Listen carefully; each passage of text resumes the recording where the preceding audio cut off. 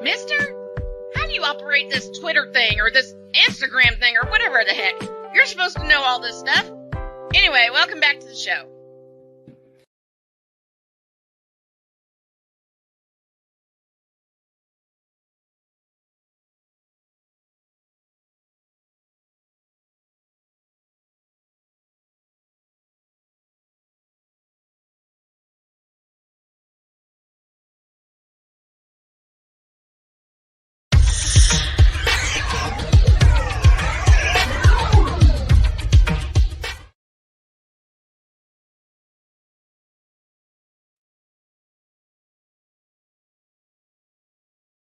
Oh, are you kidding me?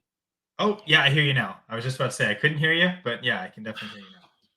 I wasn't sure if that was me or on the YouTube, but I think I thought. we're good to go. I was gonna say how you doing, but yeah, I can tell. This is Bit of a not struggle. my day. It's Dear okay. Lord, We're recovering well. We're recovering. We are recovering. All right. Let's try this again.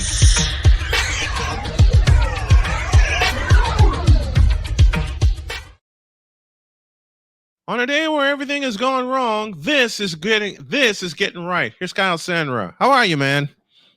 Doing great, snowman. I guess you're kind of today like a snowman in the middle of August, right? And everything's melting. Exactly. You're keeping it cool. Everything's falling down. And you gave, I gave Kyle the option of doing a dealer's choice when it comes to our fantasy football chat this week. And boy, did he give me a good one. And it's this: players to avoid. Now, anyone that's played fantasy football, there are players that you absolutely must have, but then there are players you have to avoid. Start at the bottom. TJ Hawkinson from the Minnesota Vikings is on the list. And before we go any further, I agree with every single player you put on this list. And to be fair, a lot of them are for kind of similar reasons. Maybe one guy that's an exceptional. Well, I guess we'll touch on him at the very end. Mm-hmm. But I gotta say, you mentioned it, right? Like there's this psychological need to, I gotta get my guy. But especially if they're really good players that everyone else likes, there's like a 1 in 12 shot you get them. Someone else will probably want to draft them. Maybe you get lucky, you end up in the spot that player would go in and you get them. But for the most part, it's a tough thing to target players because if you can only control so much. However, you can fully control if you want to avoid a player because no one forces you to have to make a pick. Oh, they're this far down ADP, I have to take them.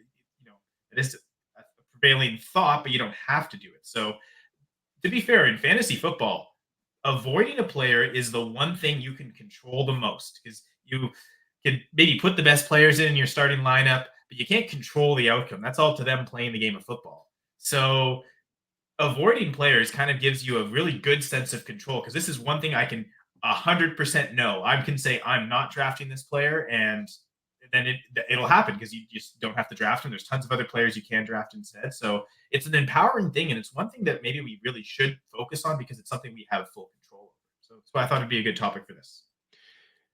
And then you know what? With so many players that people want, the ones you should avoid should be a constant topic of conversation, especially when it comes to fantasy football, because lineups change every week, player statuses change every week. You don't know who's going to be in, who's going to be out.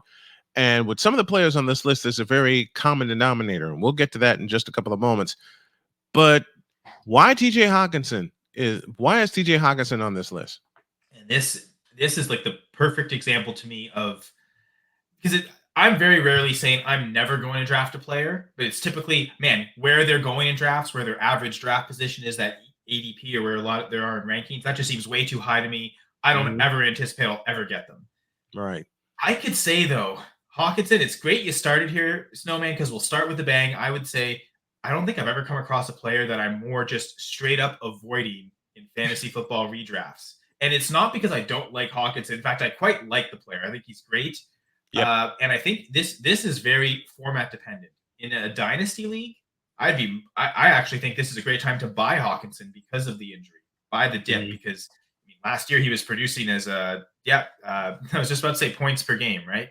Mm-hmm. And last year I think he was the tight end 1 or 2 in points per game. And the thinking is the games he will play, like when he's injured, you're not going to play him.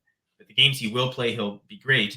But for me, he's a personal avoid, especially, but I also recommend it because of my strategy when it comes to roster construction.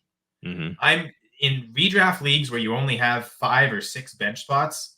I never want to roster 2 tight ends. I either want an elite tight end, in which case I'm not drafting another. They've got a bye week at some point. That's the week I'll worry about the backup tight end for that week, but I'm not going to hold a backup tight end most of the season just for 1 week. Because if I'm drafting an elite tight end, they're in my roster. They're in my lineup every week. I'm not making that early investment at that position where if I'm taking a top 8, I have full faith that that's the best option I can play on any given week relative to them or some guy on the bench. Anyone below the top 8, though, that's where I've got my starting tight end, and I don't want to use a bench spot on another because I'll use the waiver wire as a bench spot. Right. The main flaw with Hawkinson is that you have to draft a second tight end with him. Unless to this point, it seems like there's no chance he's playing week 1. I haven't heard any reports that he's even close to being ready. It likely will start the season on the PUP list, which means I believe it's minimum 6 weeks. Yes. He's out. I don't want to hold a tight end for as much as I like his upside, but I don't want to hold a tight end knowing for 6 weeks I'm not going to be able to drop with him. And then eventually he might come back, but there's no guarantee he's back week 7. And the other thing is, what kind of shape will he be in when he returns? If he's still not even practicing, it's okay, getting back from injury, then it's the practice time to ramp up to play. But is he even going to be 100% him at any point this year? This was I think it was a January ACL tear. It was like the last week of the regular season. Yeah. And I still, this hasn't been said yet, but I still think there's a possibility he doesn't play a game at all this year. That's what I'm thinking. He's ready to come back. The Vikings, with all the injuries they've had, they could be in such a bad spot record-wise that they see no point to rush him back. So I just think there's a lot of risk to hold him, and I'm not sure if the upside is there this year. I don't think we're going to get what we saw last year from TJ Hawkinson. But that's why I love buying him in Dynasty, because I think he will return to that form 2025, certainly by 2026. But for 2024, I'm completely out on Hawkinson because I just don't want to build my team around having to roster 2 tight ends, and that really necessitates this. If I'm going to wait late and take one guy and he doesn't pan out week 1, I'm immediately cutting them and going for some guy that did. And I'm just going to chase the targets through the season and chase the tight end matchups in terms of fantasy points per game allowed. Really just go through those 2 things. And I'm never really going to bother having a backup tight end. The only week, again, if I'm rostering 2 tight ends, is if I've got an elite guy and they're on bye week. And then that's where, okay, I'm going to hold that player through their bye clearly. And then I'll figure out, I'll pick up a backup tight end and then drop them immediately the next week. So just the way I play in a lot of my strategies in redraft leagues, Hawkinson just doesn't fit at all. So he's a player that, as much as I love the talent, I'm avoiding entirely in fantasy football redraft leagues. Yeah. And the injury is so severe. Like you said, we may not see him at all. In fact, I'm anticipating not seeing him at all this year on the field, which is a big loss for the Vikings, considering the fact they've already lost J.J. McCarthy to a season-ending injury. Now, T.J. Hawkinson is out. He's probably going to, as you said, begin the season on the PUP list. And then there's just all kinds of problems there with that Minnesota offense. Speaking of offense, this is offensive. Drake London from the Atlanta Falcons absolutely belongs on this list. I've watched him play. I've watched the offense that has surrounded him. For me, it's the targets and the misuse of Drake London, especially when we get to a little place we like to call the red zone. So I completely understand. Those are my thoughts as to why London is on this list. What are yours? Well, I think he's a good player, and I do think he will. I mean, the one thing he has done is drawn a lot of targets. It's been the quality of those targets, though. And I think, Kirk Cousins also recovering from an injury, but as long as he comes back and is close to what he's been before, the quality of targets should drastically increase here. And the quantity doesn't necessarily have to. It can be close to what he got last year, but he'll be more effective. But I guess the problem I'm having is the jump he's taking, going from, 2 seasons so far, he's failed to hit even a top 30 wide receiver. He's finished in the 30s range, like 34, 36. And my problem with London is just simply where he's going in drafts. I think he's fine. He's a good player to roster. I think he's worth having. He's my wide receiver 21 in half PPR rankings, but relative to the expert consensus rankings, so and the ADP. So it's, I tend to be on an island when it comes to ranking London so low, but a lot of experts, a lot of people who are in the Fantasy Pros accuracy contest are ranking him as a top 12 wide receiver. And that's, it seems like, where people are drafting him. And I can't quite fathom that. One interesting thing is there's two players that I'm 10 spots apart from the ADP right now, but it's in opposite directions. Whereas, I've got London at 21. He's going as wide receiver 11. Apparently, Zay Flowers is going as wide receiver 27, and that makes no sense to me because I actually have Zay Flowers ahead of Drake London. Mm-hmm. And so I think London to me is just there's 20 other receivers I'd rather draft ahead of him, and he's often going ahead of most of those guys. So he's just, to me, going too early in drafts. I think he's taking a step up this year with Cousins, but people are pricing in like 2 or 3 steps forward. Mm-hmm. I think Cousins is great, but it's not like he's getting Patrick Mahomes going to him. It feels like where people are pricing him, they're kind of assuming he is. So yeah, I just I like London, and I expect to step up this year, a breakout potentially, but not a top 12 breakout, not like what people are pricing that. And you really, if he gets that breakout, you're not even really advancing at this point. You're just kind of paying off the cost. Like to really win with Drake London where you're drafting him now, he has to finish as like a top 5 wide receiver. And I just don't think that's in his range of outcomes at all. Well, speaking of ranges, like I said, when I looked at your list as to who to avoid, this next player right here, as we look at the first of 2 running backs that you put here, Mr. Jonathan Brooks from the Carolina Panthers, definitely avoid him. And the simplest question I can think of, and this is coming from a fellow who's watched football for many years, who the hell is Jonathan Brooks? So yeah, you look at the TCU offense in the NCAA, and they've had a couple of really good seasons of late. I believe they went to the playoffs in 2022. Yes. Yeah, 2022. Now, their lead running back was Kendre Miller, someone I absolutely love in terms of his talent. Now, he's dealt with injuries basically all of last season, and he really didn't show out that well. Right. I think he's a better talent than Jonathan Brooks, but Jonathan Brooks was, I believe, the guy that, it wasn't TCU. It was Texas. It was either TCU or Texas, because he took over for either Kendre or Bijan. But I thought those guys were far superior. Yeah, I think I'm confusing it with someone else. Sorry, not a college guy. I know it was a Texas school, but whoever it was, he kind of burst on the scene one year, did pretty good, but then tore his ACL. So it's funny because it almost felt like this should have been in the same one as Hawkinson, because it feels like it's the exact same argument. Yeah. Coming off the torn ACL, I love both players in Dynasty. I mean, Jonathan Brooks, he was the first running back selected, and I mean, it was the Panthers. So maybe, they've made questionable decisions before, but for them to take that investment on a running back with a torn ACL, currently recovering from that, knowing how early success is key for running backs, that at least says that Carolina believes he's incredibly talented and very clearly the best back in this class. It didn't affect them picking him with the injury or not. So they think he's talented. So I think Jonathan Brooks could be a really good buy in Dynasty, kind of like TJ Hawkinson, especially in season when they're sitting on benches, not scoring points, and those managers might be getting impatient. That could be the great time to pry them off cheaply for maybe older productive players that are scoring points now. So I think Jonathan Brooks and TJ Hawkinson, both great Dynasty targets. But I'm scared of drafting him in redraft. At what point does he come back? And at any point this year, does he get the full 80% workhorse back role? I'm struggling to think that. I feel like they're going to ease him into this role. And if they want to have him take that, it's probably next year when they think the offense, in theory, could be better. Because that's another problem, too, is how good is this offense even going to be? Is it going to allow a lot of touchdown opportunities?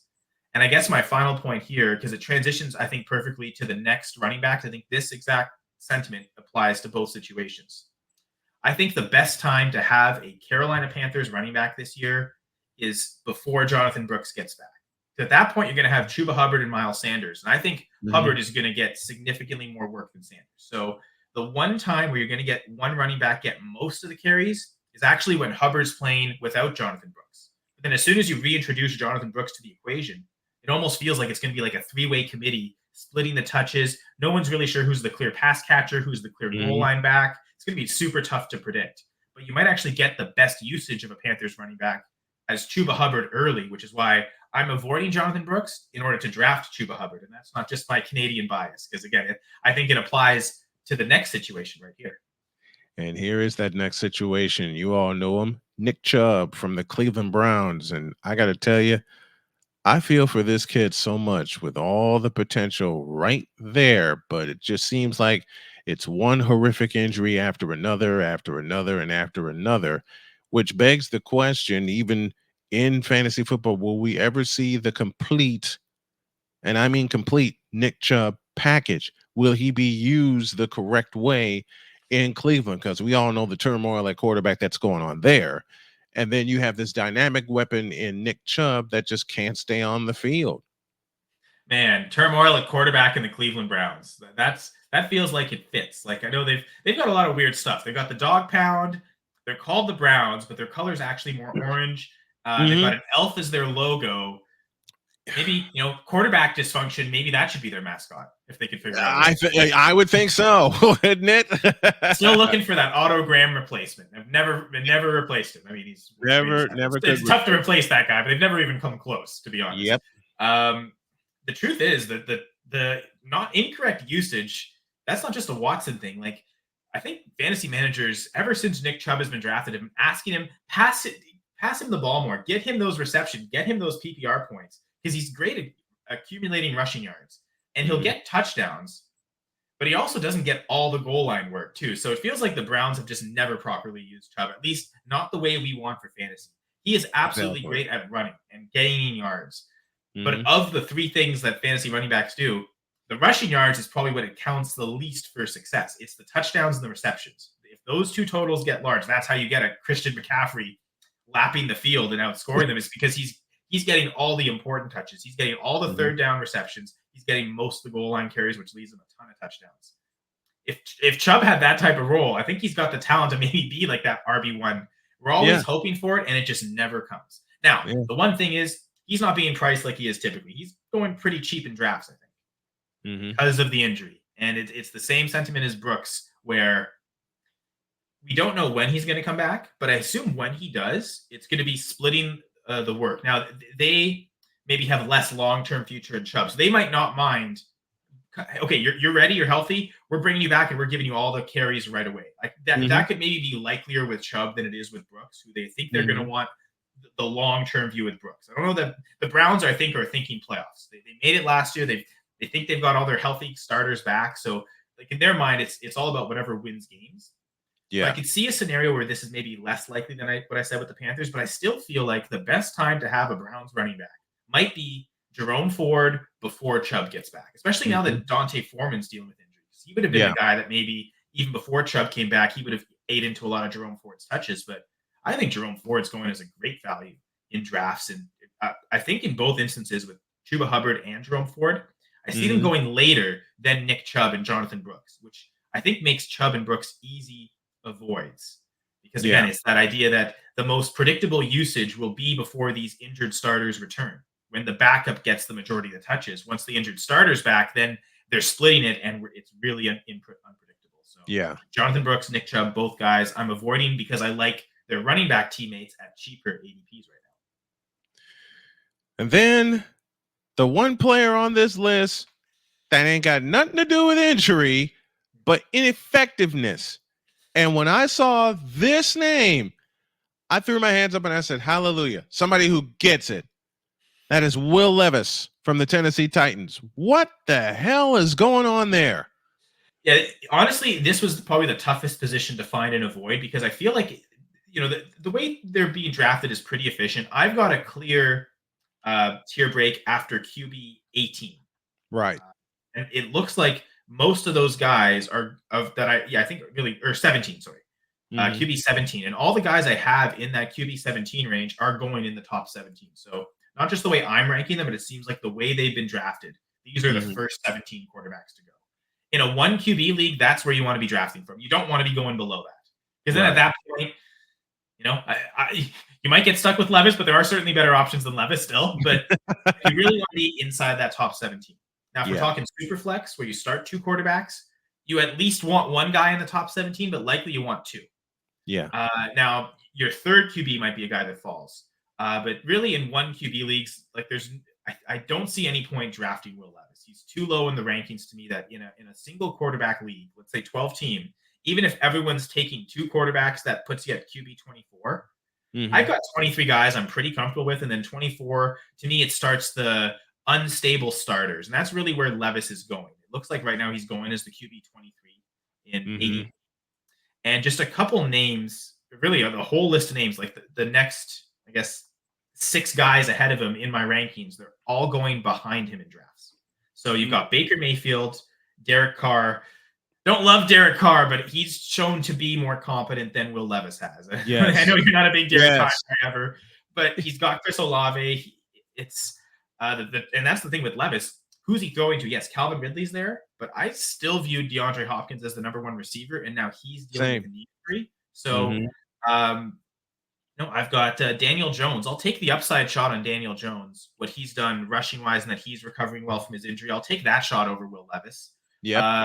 Russell Wilson and probably even Justin Fields too. Like I'll take the shot on either of those guys. I'll take a flyer on either one of those before I take a shot at Will Levis. I beg your pardon. The 2 that are close, rookies from last year, Bryce Young and Will Levis, both looked awful last year. If I'm going to bet on one guy to figure it out more, I think it would be Bryce Young. So I'd also still rather take Young. But every name I just named, Levis is going ahead of them in drafts, at least according to average draft position. So not every draft he'll go ahead of all of them, but he'll go ahead of enough of them where it feels like if you are going that far to draft a QB, and I really hope that better be like super flex for your 3rd quarterback. Because again, like even in a single quarterback league, if you're going this far just to take a backup quarterback, you might not even, it might be like tight end. It's not even worth rostering because you might just pick up another guy. Or if you really want some security, feels like Levis, unlike say Wilson and Fields, the unknown of who's going to start.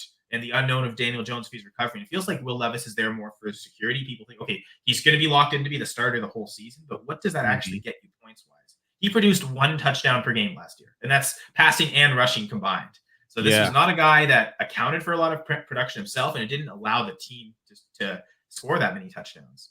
So it's interesting, though. I do like Shattered Star Games Stroud avoid, especially because I like Stroud, but he is being drafted like the QB4 or QB3 in some instances, like dynasty leagues, especially like QB1 at times. I've seen a couple of salary cap auction drafts, one that I'm in and one that I'm going to be reviewing on a podcast for Going for 2 Live a couple nights. And Stroud is the most expensive quarterback. It's like, wow, yes, that's wild. So I think Hurts will have a great season, though, so I'm less on board with that one, Shattered Star, but I definitely agree with Stroud. That would have maybe been a more obvious choice here.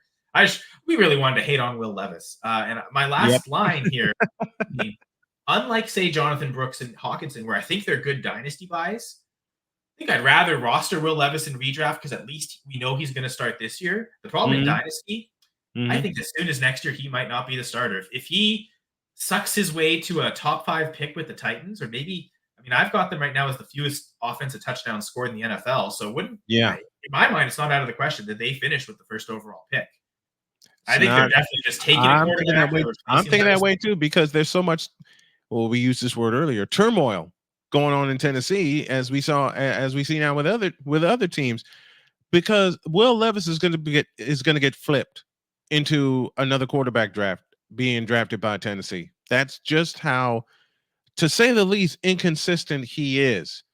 And right now, the way that he's looking, he's turning out to be a very much wasted pick. Yeah, and it does feel like they've played the game with, okay, let's try and take a value pick. Oh, Malik Willis fell into the 3rd. He was expected to be a 1st rounder. Let's take the shot there. We haven't heard a thing like they went and got Mason Rudolph to be the backup because they had that little faith in Malik Willis. Right. Rudolph. Mason Rudolph. Not a guy I have a lot of faith in. Of all other quarterbacks, Mason Rudolph That's the guy they had to go grab because they had so little faith in Malik Willis. And then they tried it again last year with Will Levis. Let's take the 2nd round pick on a guy that should have been a 1st rounder. It feels like eventually they're going to get to the point where they're drafting early enough. I'm almost a little surprised they didn't do it this year because there were quarterbacks available for them. But let's give Levis a full shot the whole season. If we're really that bad, we'll draft a quarterback next year. So, I mean, if they get the 1st overall pick, it seems like Carson Beck right now would be the favorite, I believe, to be the 1st overall pick. If they have a shot to take him, I think, okay, enough of this 2nd, 3rd round pick at court. Let's just go grab the 1st rounder. Let's build our franchise. We tried it with Tannehill. We tried a few different things. Let's go the conventional way. Yep. I guess they tried that with Mariota, and it didn't so much work then. Let's take we're flipping back the circle. Let's already go back to that again. So. It didn't work like they had hoped with Marcus Mariota, and right now the chatter is between not only Carson Beck but Dylan Gabriel. But I think Beck has more upside with the offense that he's playing in at Georgia than Gabriel was, because this is Gabriel's third team: Oklahoma, UCF, and now Oregon. You know, Oregon just seems to grab all the retreads in the transfer portal, and the next thing you know, they're putting up 5,000 and 6,000 yard seasons. Bo Nix, hello. I was about to say Bo Nix, yeah. They can turn first rounders into hey, they turned Mariota into a first round quarterback. They did turn Mariota into a first round pick. Bo Nix is the first round. Yeah, it's a full circle. It's a full circle. That's our dealer's choice this week with our fantasy guru, the one and only Kyle Senra. Which players would you avoid? Make your comments down below. And after all of that, we got here and we're ready to keep rolling. Man, I'm so excited to have you for this season. It's a pleasure. It's an honor. And I can't wait to have more fun with you this year. Thanks, my friend. Yeah, thank you. Take care, Snowman.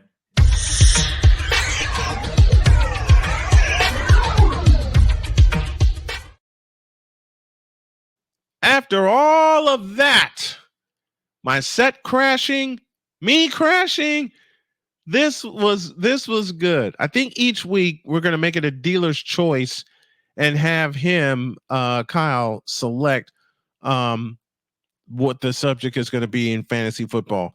It has interested me to the point, and I can't believe I'm going to say this aloud, but I'm going to say it. It's interested me to the point of starting a fantasy football league. And I have quite a few reasons for that. If y'all think, matter of fact, let me do it this way. Give me a 1 in the chat if you think old Snowman here should start a fantasy football league for the show. Let me know your thoughts down below. And I, too, am avoiding Brandon Ayuk. I'll take my chances with Deebo Samuel than I would with Brandon Ayuk. And this is coming from a 49er fan. All right. The votes are in. Give me till Monday. All right. Y'all give me till Monday, and I'll put everything together, and we're going to play fantasy football on Snowman in the morning and through Snowman Multimedia. And my wife is going to enjoy this. That's all I'm going to say. My wife is going to absolutely enjoy this. So if you guys are interested, let me know in the comments down below, and we're going to do it. Spread the word to your friends. Snowman in the morning is going to play a little fantasy football. I'll let you know the rules on Monday. With that in mind, take a break, and then we're going to get totally deets with the Big Ten. Good Lord. Back in a minute.